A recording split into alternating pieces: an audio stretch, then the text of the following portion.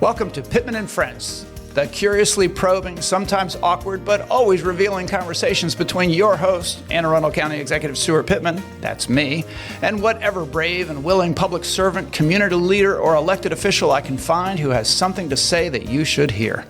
This podcast is provided as a public service of Anne Arundel County, so don't expect me to get all partisan here. This is about the age-old art of government, of, by, and for the people. All right, I am here today with Claudia Roll, who is the director of Anne Arundel County's Animal Care and Control. And welcome. Thanks for having me. You bet. Let me give a little background, because I didn't just ask Claudia because she happens to be the director of Animal Care and Control, and we all love animals, but I've been in office for 6 years now, just about 6 years, and every single year there's a group of people who show up at my budget town halls, and they have matching shirts, and they are the friends of Animal Care and Control, and they volunteer at Animal Care and Control, and every year they ask for things, and I love them because they show up, every single one. And usually we do something in the budget each year. I remember it was cat cages one year, and added a full-time veterinarian was a big one. Now lately they've been asking for a new facility, and that's important. And then we have the Animal Matters Commission, and we have the Animal Welfare Council, who I've been meeting with over the years. And I think you know, and most people know, that I have a background in horses, and horse welfare was really kind of my passion. And so I got to know a lot of animal welfare organizations around the country when I was doing that work. This is going to be a fun conversation. I'm excited. And I will also say that a lot of there have been issues at Animal Care and Control, and something that a lot of people don't know is that Animal Care and Control is part of the police department. It sure is. It sure is. And the police department has never been thrilled about that, nor has Animal Care and Control. So we're going to talk about what's being done and all that. But let me start out by asking you, you started on just July 29th, correct? Correct. Just 3 months ago. It's been about 3 months. Okay. So tell us what you did before that. Before that, I've been in the field of animal welfare for about 30 years. I started as, I was a volunteer at the Baltimore Humane Society, and way back when, and I got hooked. I was like, this is what I want to be doing.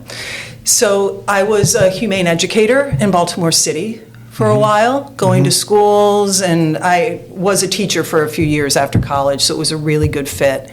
And then I went to New Mexico. Did you grow up in Baltimore? Is that? No, I settled in Baltimore. I grew up outside of Cleveland. Okay, all right. Cleveland rocks. Yeah.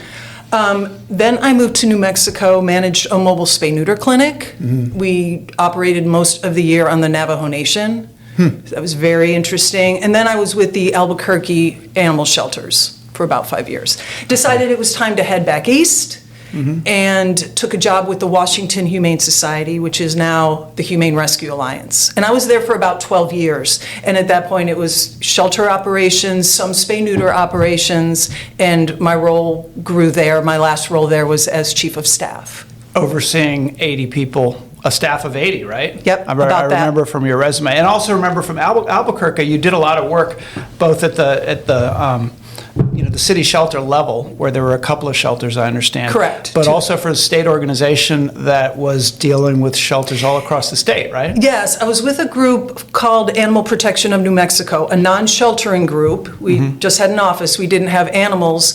But one thing that I did was I would go to shelters throughout the state, usually small town shelters that just wanted some help, and I would go in and do an assessment and give them some advice, and I learned a lot doing that. That was one of the things on your resume that really excited me, because it showed that you hadn't only been working on the inside, but you had been looking at the big picture and probably knew a lot about best practices around the state and maybe even the country.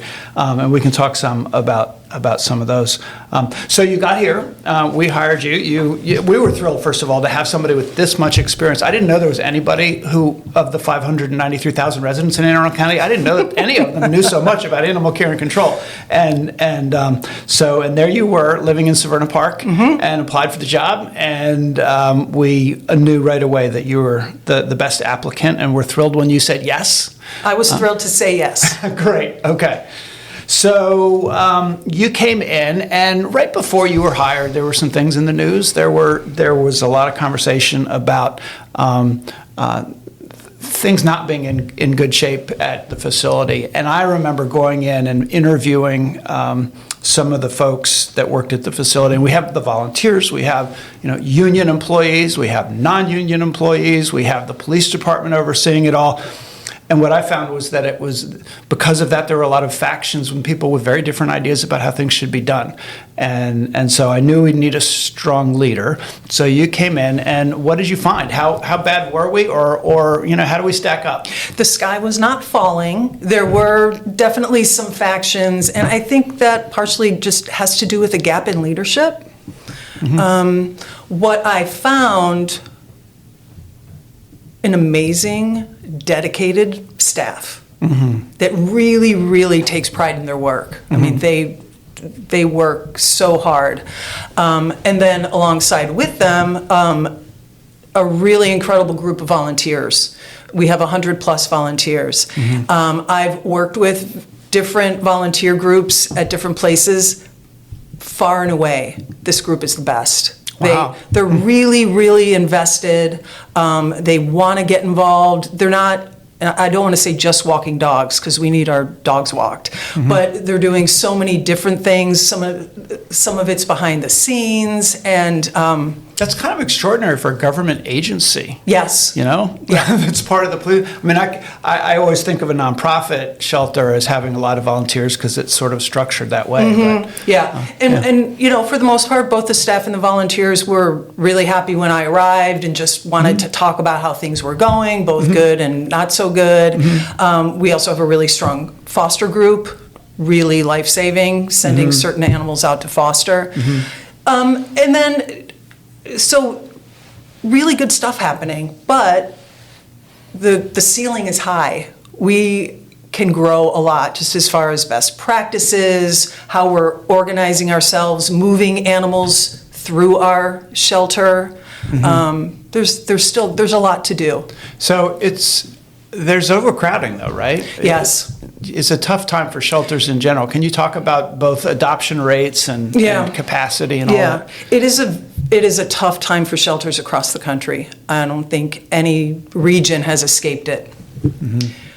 Intake of animals has not necessarily gone up. We're really not even quite where it was before the pandemic.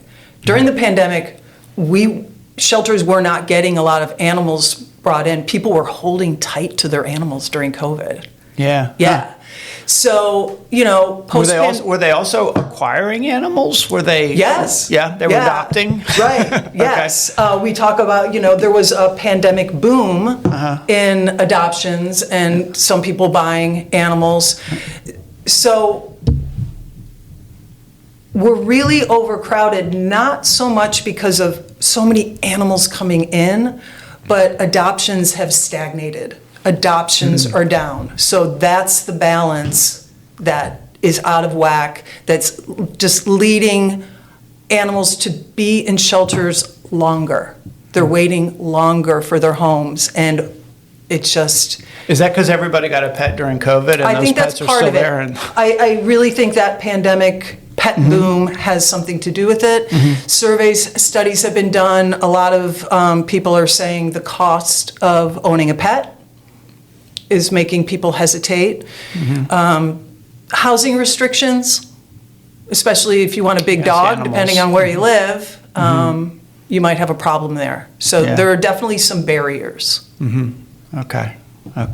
Yeah, I know that during COVID, we've already got a rabbit, well, 2 rabbits, 1 guinea pig only, if anybody wants it. I told the kids that when the 2 guinea pigs died that we could maybe get a cat. But one of the guinea pigs died like 2 years ago, and the other one's still around. And of course, 2 dogs and all of that stuff. But my wife during COVID really thought we needed chickens. And we came really close to getting chickens. Fortunately, we couldn't find a used chicken coop, but the whole, COVID and your own food and all of that stuff. Oh yeah. So, but fortunately, we didn't. Do you guys take in chickens?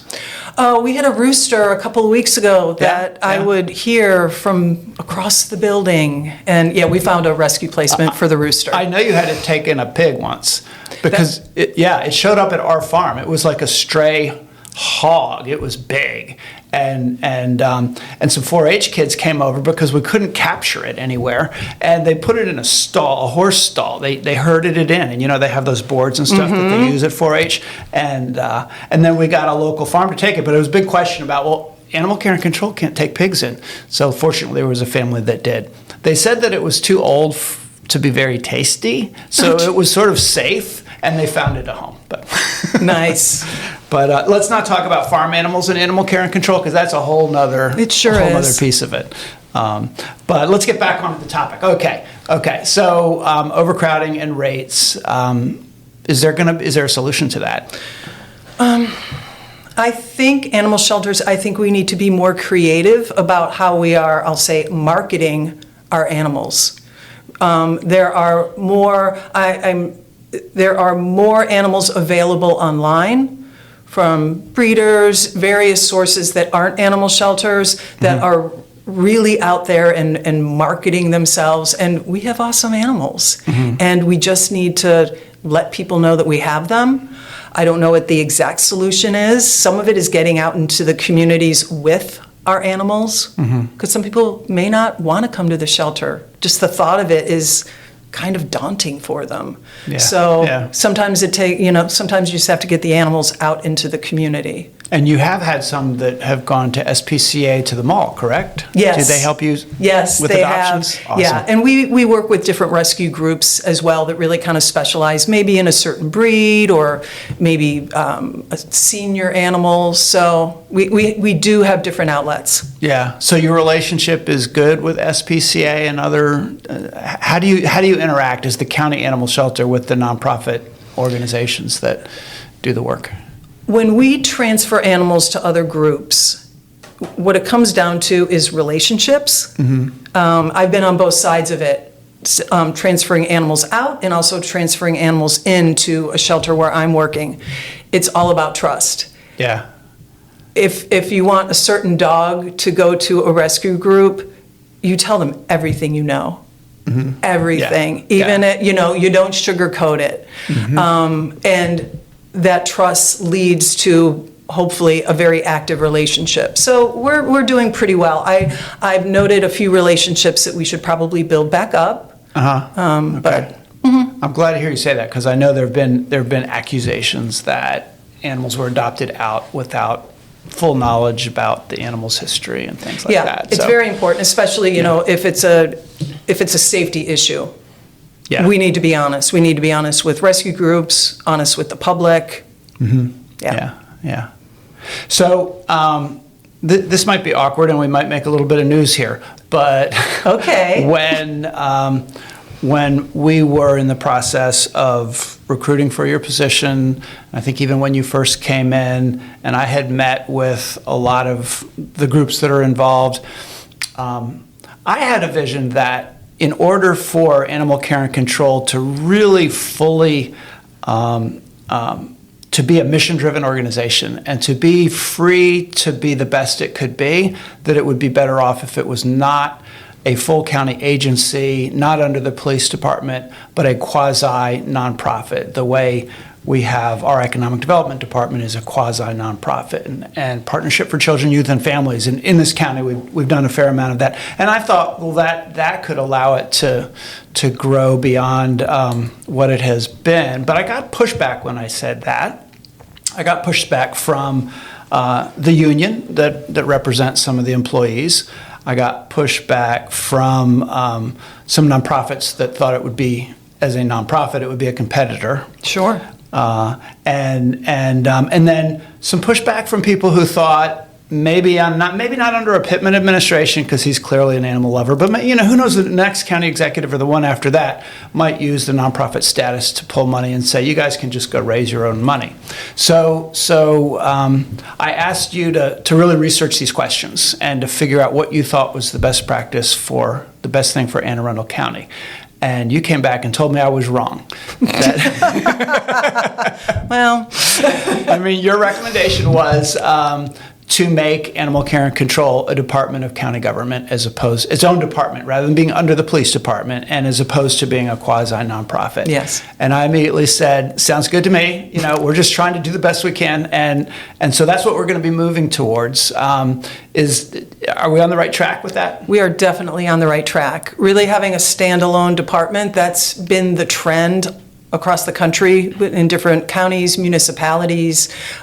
We tend to be, animal care and control tends to be a square peg in any other department, police, sometimes health department. Yep. So, and keeping the animal control piece with the animal control with animal care, because there was talk of leaving the Right. enforcement with the police department. Right. Keeping them unified is the best way to go. Yeah.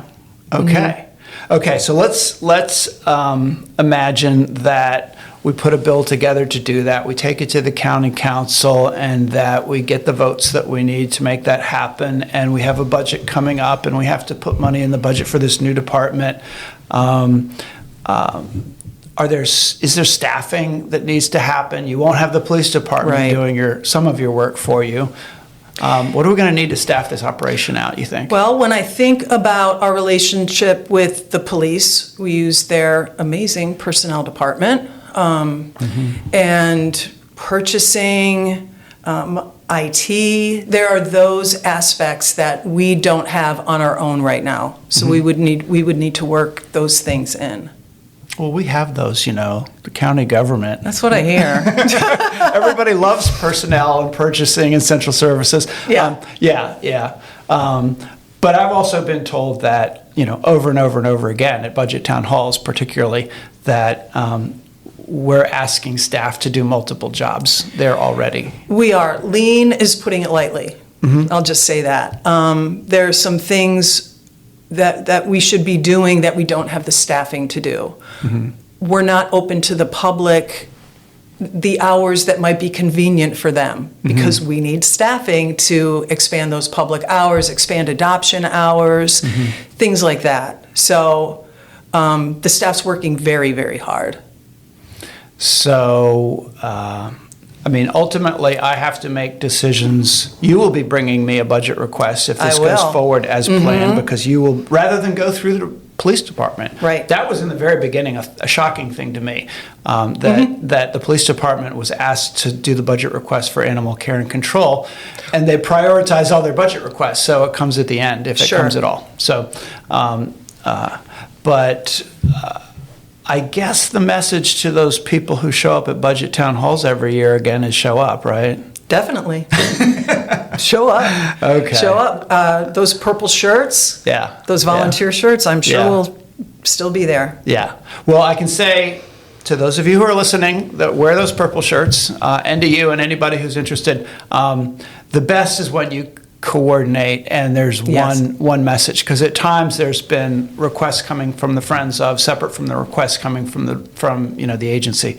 So hopefully we can get all that together, and I think that this is the year that we need to get there to staff this operation the way it needs to be, so that we can meet the needs of the moment and provide the best care that we can to these animals. Yeah. While they're with us. Yeah, it's about meeting the needs of the public, but of course, we're there for the animals. Yes. And, having staff for a longer day, so Yeah. there is somebody there with the animals for Yeah. a longer period of time is Yeah. really important.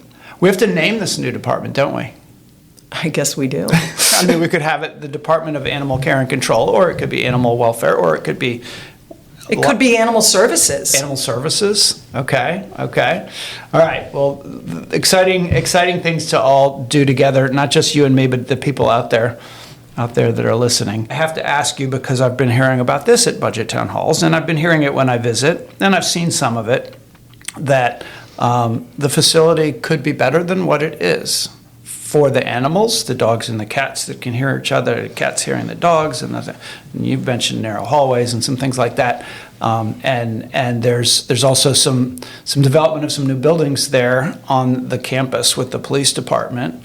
So there's not a whole lot of open space for dog runs and things like that. So give us an honest assessment of the facility and how it compares to others around the country that you see.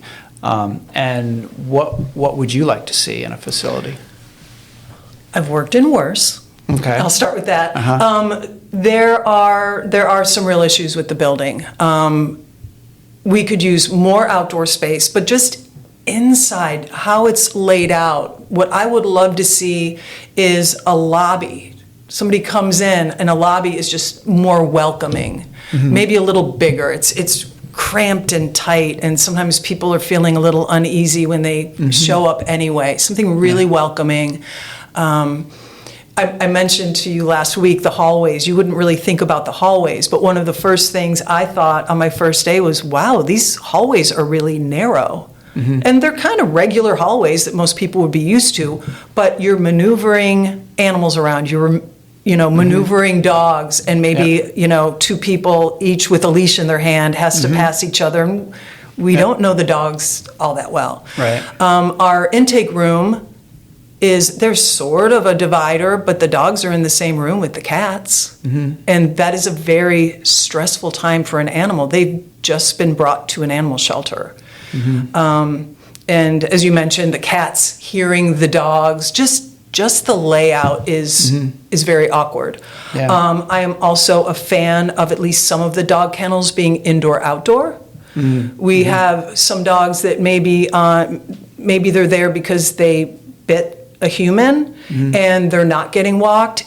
If they could at least, have that indoor portion of the kennel and then the outside, just get that fresh air. It's better for them. So there's some things we could plan something amazing. I've seen better. I've seen more welcoming. That, and some of them tend to be a little out in more open space, right? Where you've got more space for more nature. Yeah, and I wouldn't advocate for a huge shelter. Some people say, oh, all these animals, we just need to build more. I don't think that. I think we need to manage our population better and get them moving through quicker. But there's a lot we could do. And it used to be, I should just note that it used to be that they moved them through by euthanizing them, right? I mean, when there was correct. Okay. Yeah. And we have far less of that than we did. Correct. We are not euthanizing for space, which, Okay, great. Yeah, we're not euthanizing adoptable animals. Okay. Good to know. It's amazing how passionate people get about animals, just the way they do about children or anything people really love. And some people say nature, tree huggers. Yeah. So it's kind of normal and healthy, I think, that we have people, coming to council meetings and to town halls and, demanding stuff with some passion. Right. And I would say if a decade, 2 decades ago, that wasn't necessarily the case. But the public's expectation of our animal shelters and how we work has changed. And I think it's good. Yeah. It's taxpayer dollars. Yeah, I always say that government should be judged not on the size of its tax base or whether it can steal employers and companies from adjacent jurisdictions by offering them something that they aren't, but the health and wellness of its residents. I don't usually say distinguish between human residents and animal residents, right. but and particularly the most vulnerable residents. And I think I believe actually post-COVID that people care more about other people than they did, that they saw poverty, they saw food distribution lines, and people's hearts opened up a little bit more. And I know that when it comes to animals, people feel that way, that they want to be generous and they want to deliver and they want their government to deliver for the animals. So I'm down for that. I think it's and really the cost in the big picture is